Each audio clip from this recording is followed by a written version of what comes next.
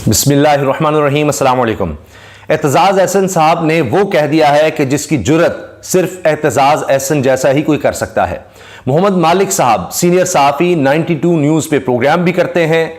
उन्होंने सवाल ऐसा किया कि जाहिर है कि बड़ा मुश्किल है कि इसका जवाब दिया जाए कि सुप्रीम कोर्ट किस किस को सज़ा दे सकती है, सुप्रीम कोर्ट की तरफ से किस किस को सज़ा मिल सकती है।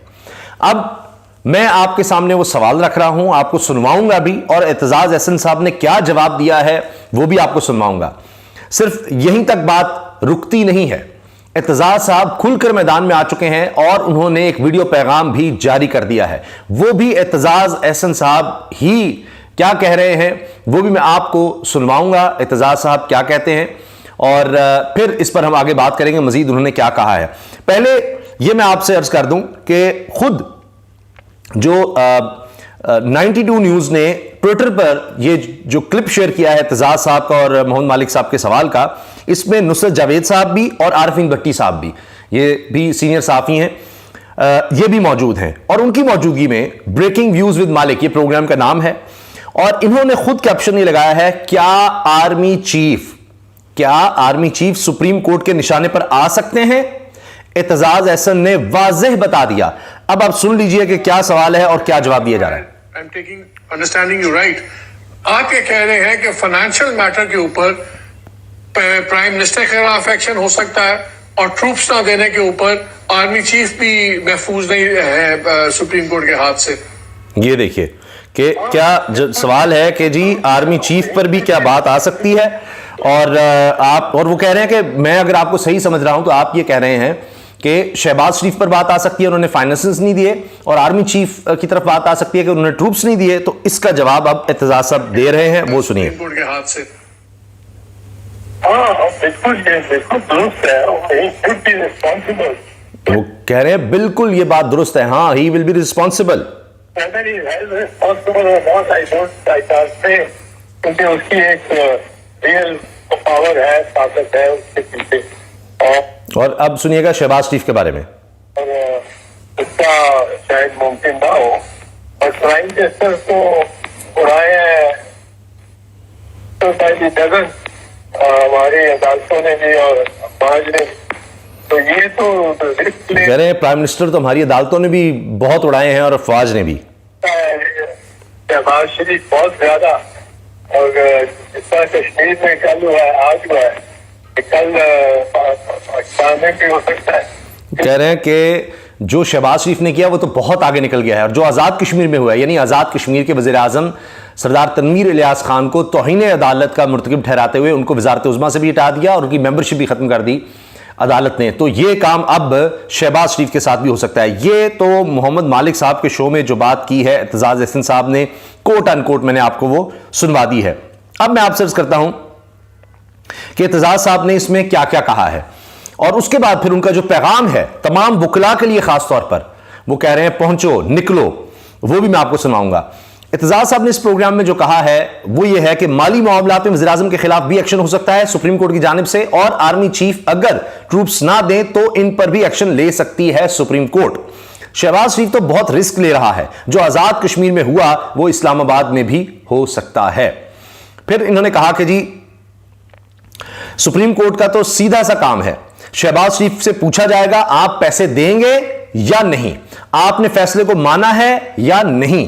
अगर वो जवाब देंगे कि हमने पैसे नहीं दिए और फैसले को नहीं मानते, जो कि वो कह चुके हैं मीडिया में, तो फिर मुकदमा वहां ही खत्म हो जाएगा, वहीं मुकदमा खत्म हो जाएगा, उसी वक्त सजा मिल जाएगी और फिर 5 साल के लिए नाअहल हो जाएंगे।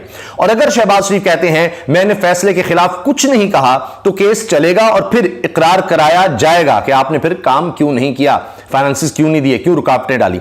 और अगर शहबाज शरीफ कहते हैं मैंने फैसले के खिलाफ कुछ नहीं कहा, तो केस आगे चलेगा और इकरार कराया जाएगा। जो विफाक के अखराजात हैं इसमें से इलेक्शन के लिए रकम निकालना कुछ मुश्किल नहीं, 5 से 4 मिनट का काम है हुकूमत के लिए, 5 से 4 मिनट का काम है सिर्फ, ये कोई रकम देना कोई मुश्किल नहीं। और उसके सबूत मैं आपके सामने अभी रखने वाला हूं, सबूत वो जरूर सुनिएगा। जो भी फंड्स किसी काम के लिए मुख्तस किए गए हों वो भी दोबारा देखे जा सकते हैं। लिहाजा कहते हैं अल्लाह ना करे कि अगर सैलाब आ जाए तो भी इनको पैसे निकालना ही पड़ेंगे, फिर तो सब देखना ही होगा। इलेक्शन तो कराना ही पड़ेंगे, ये आईनी हक है कौम का, इनको इलेक्शन कराना ही पड़ेंगे, इससे ये भाग नहीं सकते। एतजाज साहब ने कहा अगर वज़ीर आज़म इलेक्शन का कह देते हैं और सिक्योरिटी इदारे की जानिब से ट्रूप्स फराहम नहीं किए जाते तो इदारे के सरबराह और वज़ीर आज़म दोनों को मुश्किलात का सामना करना होगा। जोग्राफी लिहाज से हमारा मुल्क दुनिया के चंद बड़े ममालिक में से एक है, यहां कुछ ना कुछ तो हो ही सकता है। एपीएस सान्या हुआ तो क्या मुल्क बंद हो गया? पाकिस्तान तो चलता ही रहा था ना, पाकिस्तान तो चलता ही रहा था ना, इदारे अपना काम बंद नहीं कर देते। अभी जो सुप्रीम जुडिशल काउंसिल का जो इजलास हुआ सिक्योरिटी काउंसिल का, नेशनल सिक्योरिटी काउंसिल का, उसमें आप देखें कि कोई ऐसी बात नहीं है कि जी इलेक्शन नहीं हो सकते, इस तरह की कोई बात नहीं आई। तो उधर भी आप देखें कि हुकूमत को मुश्किलात का सामना करना पड़ा कि वो जो चाह रहे थे उतनी स्टेटमेंट कोई किसी किस्म की नहीं आई। अब रुकावट जो है डाली जा रही इलेक्शन में, वो अलग बात है, लेकिन कोई रोका भी नहीं गया उसमें, नेशनल सिक्योरिटी काउंसिल के इजलास में कोई ऐसी बात सामने नहीं आई। अब आप देखें कि इत्तेजाज साहब ने सिर्फ यही नहीं कहा, उन्होंने काजी फाइसा साहब के बारे में बात की है कि हुकूमत की जानिब से जस्टिस काजी फाइसा को बुलाकर यह तासुर देना कि इनका एक ग्रुप है और वो ग्रुप हुकूमत के साथ है, यह पूरी सुप्रीम कोर्ट के लिए शर्मिंदगी और हजीमत का बायस बन सकता है। इत्तेजाज अहसन साहब ने यह बात की। फिर जो मैंने आपसे कहा था, मैं आपके सामने सबूत रखूंगा फाइनेंसिस के, आप अंदाजा लगाएं कि सिर्फ एहसन इकबाल साहब अपने मंसूबों के लिए, तरक्याती मंसूबों के लिए अपनी वजारत के तहत CWP इजलास में 76 अरब 50 करोड़ के 3 तरक्याती मंसूबे मंजूर करवाए हैं।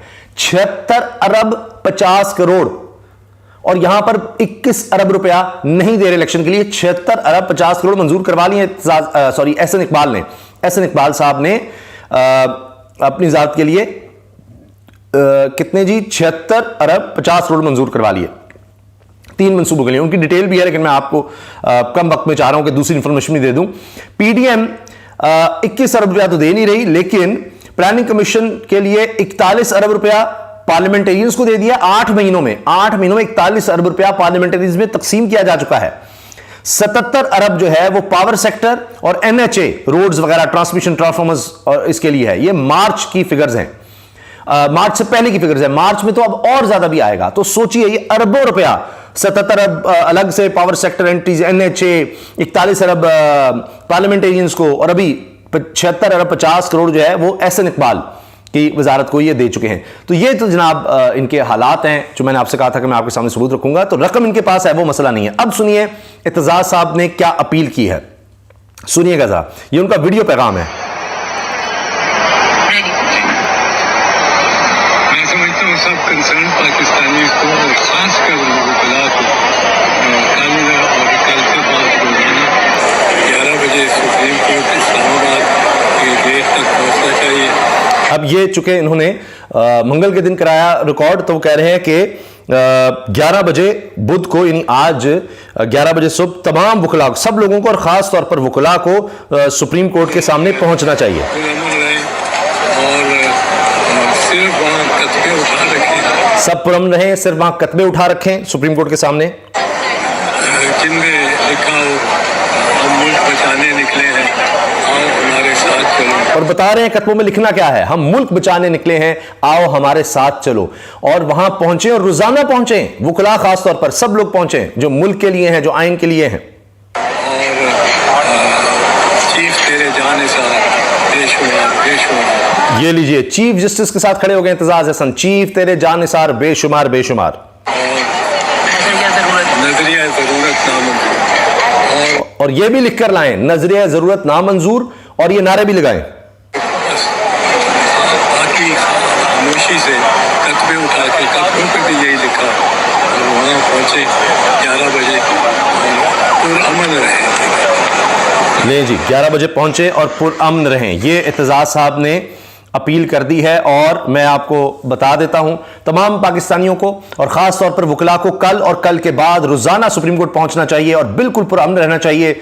जो भी पहुंचे तमाम पुरअमन रहें और कतबे उठाए रखें और कतबों पर लिखा हो हम मुल्क बचाने निकले हैं, आओ हमारे साथ चलो।